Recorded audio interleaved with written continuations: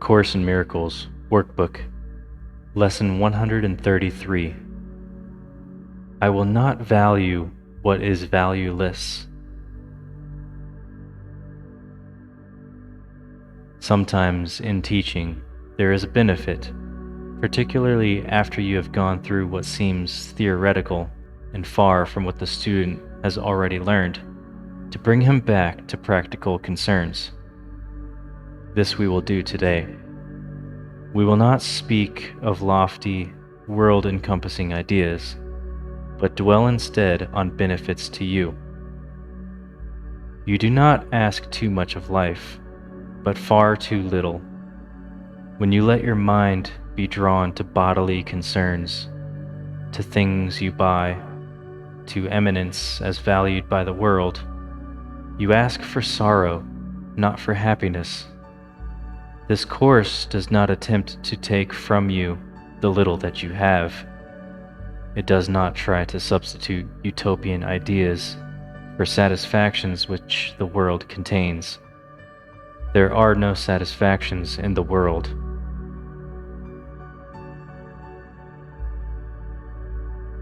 Today, we list the real criteria by which to test all things you think you want.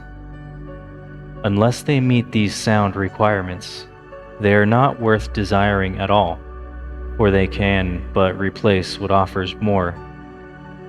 The laws that govern choice you cannot make, no more than you can make alternatives from which to choose. The choosing you can do, indeed, you must, but it is wise to learn the laws you set in motion when you choose, and what alternatives you choose between.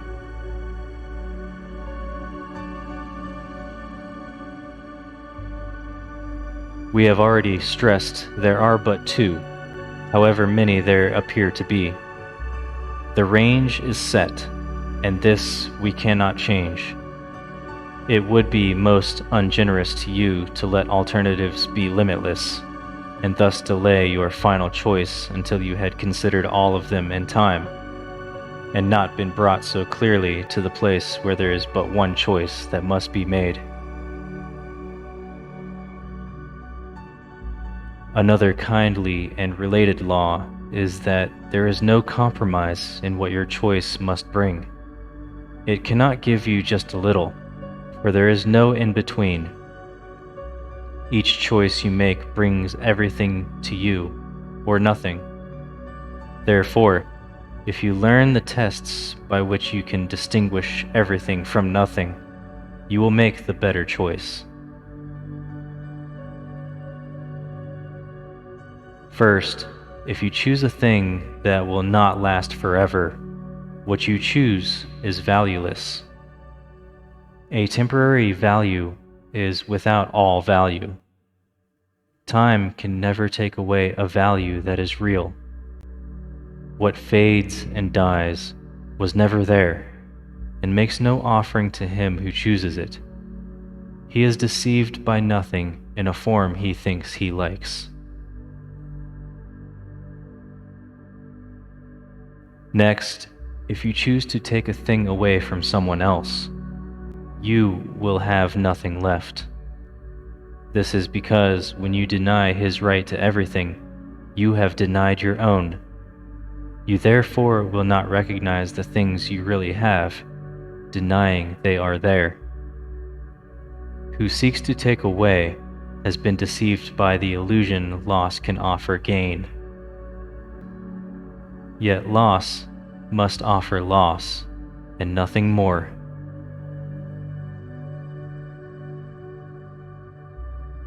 Your next consideration is the one on which the others rest. Why is the choice you make of value to you? What attracts your mind to it? What purpose does it serve? Here it is easiest of all to be deceived. For what the ego wants, it fails to recognize. It does not even tell the truth as it perceives it, for it needs to keep the halo which it uses to protect its goals from tarnish and from rust, that you may see how, quote, innocent it is. Yet is its camouflage a thin veneer, which could deceive but those who are content to be deceived. Its goals are obvious to anyone who cares to look for them. Here is deception doubled, for the one who is deceived will not perceive that he has merely failed to gain. He will believe that he has served the ego's hidden goals. Yet though he tries to keep its halo clear within his vision, still must he perceive its tarnished edges and its rusted core. His ineffectual mistakes appear as sins to him, because he looks upon the tarnish as his own, the rust a sign of deep unworthiness within himself. He who would still preserve the ego's goals and serve them as his own makes no mistakes, according to the dictates of his guide. This guidance teaches it is error to believe that sins are but mistakes, for who would suffer for his sins if this were so?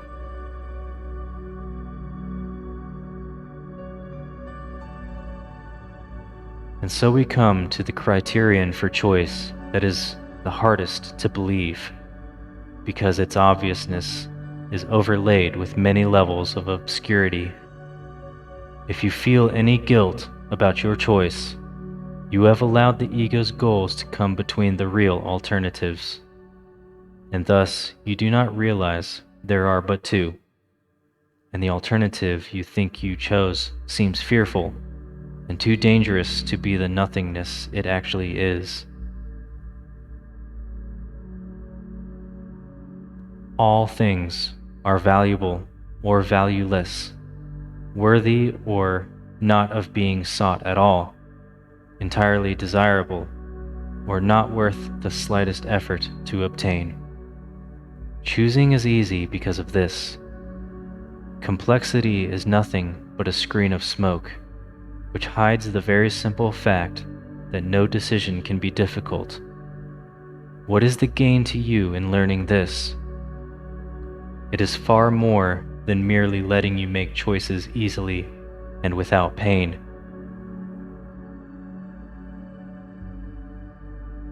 Heaven itself is reached with empty hands and open minds, which come with nothing to find everything and claim it as their own. We will attempt to reach this state today, with self-deception laid aside, and with an honest willingness to value but the truly valuable and the real. Our 2 extended practice periods of 15 minutes each begin with this. I will not value what is valueless, and only what has value do I seek, for only that do I desire to find.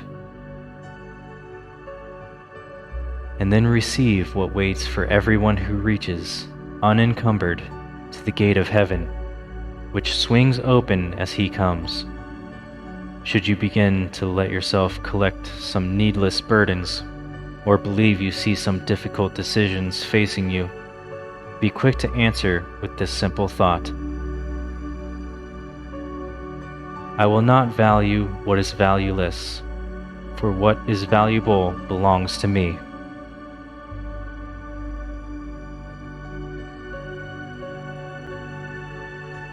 Now, begin by closing your eyes and repeating this to yourself. I will not value what is valueless.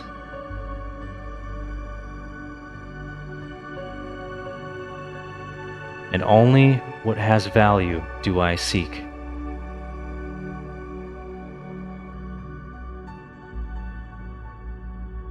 For only that do I desire to find.